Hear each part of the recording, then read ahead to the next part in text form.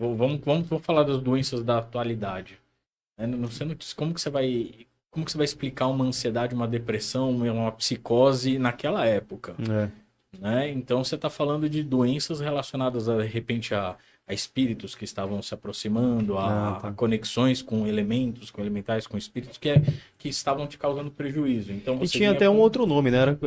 Poderia se chamar de curador, né? Porque remédio você vai remediar o problema que você tem, não vai tratar. Né? Que é o que a farmácia propõe pra gente hoje, né? A indústria farmacêutica. Por isso que no xamanismo, né?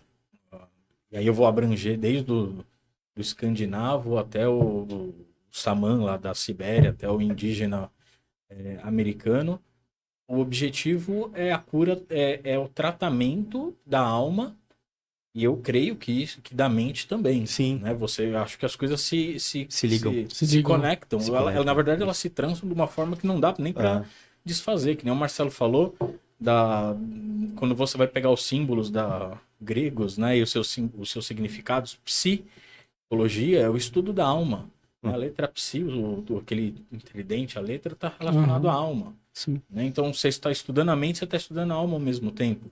Então, o xamã, ele trata a alma, ele trata as doenças da alma, os malefícios que o espírito está sofrendo.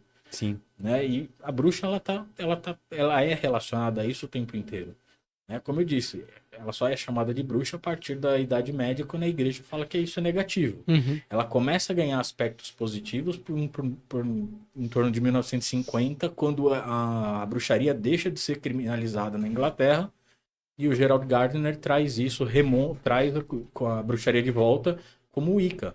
E aí, Wicca, né? Wicca. E aí tem esse orgulho de você falar, sou pagão, né? Porque isso era marginalizado antigamente.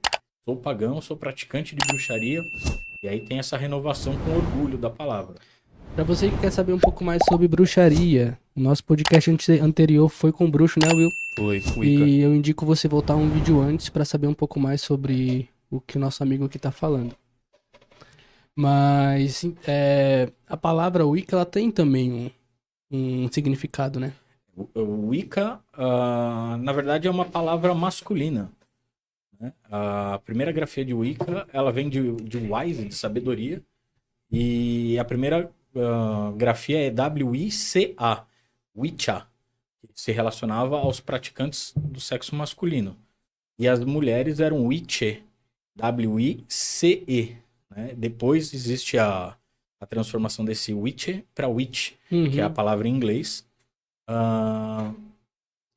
Como eu disse, né? E aí depois a religião ela se torna Wicca, de fato, com 2 Cs, e aí se torna uma religião de fato. Aí se torna organizada pelo Gerald Gardner a princípio, né, e depois vai ganhando outros desdobramentos, outras tradições. Sim. Voltando aqui um pouco para a maçonaria, tem algum rito que foi um rito brasileiro que foi fundado no Brasil? Tem um rito brasileiro. Ele foi criado aqui, que foi para representar o Brasil. Então o céu, a loja representa o céu estrelado do Brasil. As particularidades do rito são da República, são daqui das nossas qualidades brasileiras. Então existe. Ele chama rito brasileiro. Que legal, você pode falar um pouco dele? Então, o que eu posso falar é isso. ele tem algumas qualidades do ritual que eles puxam para o Brasil. Porque a maioria dos rituais ele vai puxar para a alquimia mais europeia. Né? Então, o que tem de diferente mesmo? A abóbada celeste, então, em vez de você ter a posição das estrelas como era na data de fundação de 1717, existe como se fosse uma fotografia do céu como era na fundação da maçonaria nas lojas. Aqui no Brasil, se eu não me engano, é República. É uma data, eu não vou lembrar agora de cabeça. Sim. Mas é uma outra configuração dos planetas e das estrelas. Por exemplo. Entendeu? E aí você vai ter as colunas, você vai ter a posição do venerável, os cargos. Eles são ligeiramente diferentes para refletir um abrasileiramento. Existe essa palavra? Existe alguma música que toca nos rituais? Não, nenhuma específica, mas, por exemplo, tem a música, aquela Cássia Amarela, que foi constituída por uma maçom, né? E você tem algumas músicas que são clássicas, você tem a Flauta Mágica, você tem algumas óperas, algumas músicas, algumas composições do Mozart. Elas foram feitas para a maçonaria. A flauta mágica, por exemplo, é feita para uma iniciação maçônica. Se você tocar a flauta mágica e acompanhar um ritual da maçonaria, você vai ver que tudo encaixa o tempo, o que tem que fazer, o que acontece, tudo no bastidor. Você falou do Mozart, então, né? Qual que foi a ligação do Mozart com a maçonaria? Ele era maçom lá em Viena. Em Viena, então, tem muitos compositores, muitos cantores, muitos maestros que eram maçons. E eles trouxeram esse ponto de vista do ocultismo para dentro da arte. Sim. Por exemplo, a gente tem um trabalho que até o Tomo Salso vai apresentar no simpósio de hermetismo, que chama Atalanta Fugens, que é uma peça de 50 atos que tem cartas de tarô desenhadas e tem os seus princípios alquímicos e tem a letra musical. Então é uma ópera completa que é toda alquímica. Uhum. Então tem muito disso. Mas tem nas coisas modernas. Se você pegar Star Wars é cabala pura. Por exemplo, Harry Potter é cabala pura. Jornada do Senhor dos Anéis é cabala pura. Aquela árvore, a estrutura tá inteira. Tudo que tiver a jornada do herói, do Campbell, é cabala. Dragon Ball tem. Você não tem que falar já. Tem que fazer, pegar as esferas do dragão que você recolhe, aí você acessa o dragão, que é a Kundalini. Também tem. Dragon Ball. Evangelion. Tem. Então... No Evangelho eles até colocam a árvore no comecinho. Sim. Assim, pra mostrar. Tem os anjos, tem toda uma filosofia. Os evangélicos, eles julgam muito, né? Só que se for estudar direito as raízes deles, acho que eles são mais interligados do que a gente que é curioso está aqui na parte de fora, né? E quer saber. Ah, sim, mas é que eles não sabem nada. Eles só tem aquele de Jesus e tal. Sim. Porque eles só juntaram todas as qualidades em uma única esfera, né? Sim. E aí largaram todas as outras. As outras, sim. Mas quando a gente trabalha com hermetismo, a gente trabalha com todos os deuses.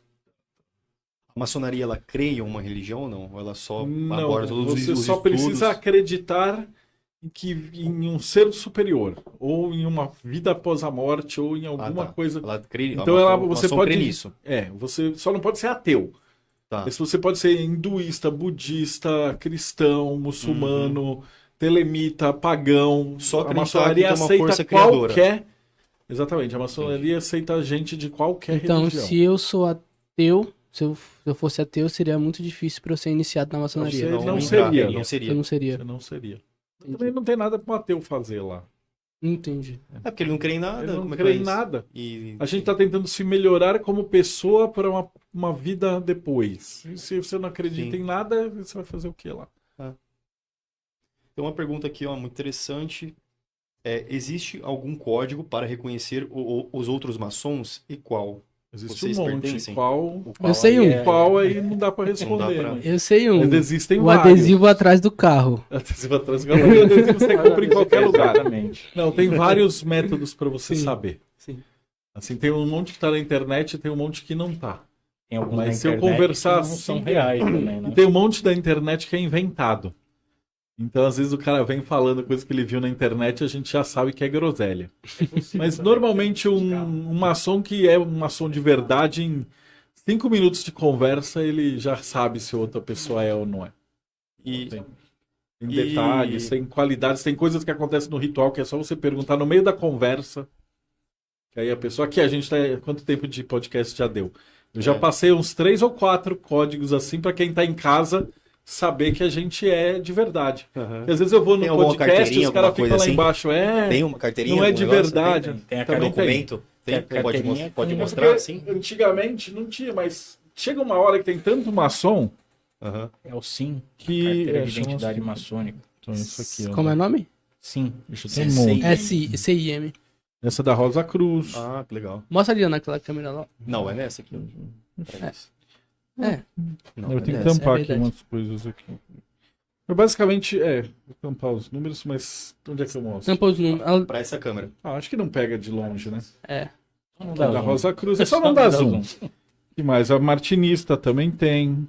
Pode jogar naquela, você tá encostado, né? Que você tá mais perto da que tá atrás de você ali, ó. Tom. Mostra ali, ó. Por quê? Porque chega... você. Isso.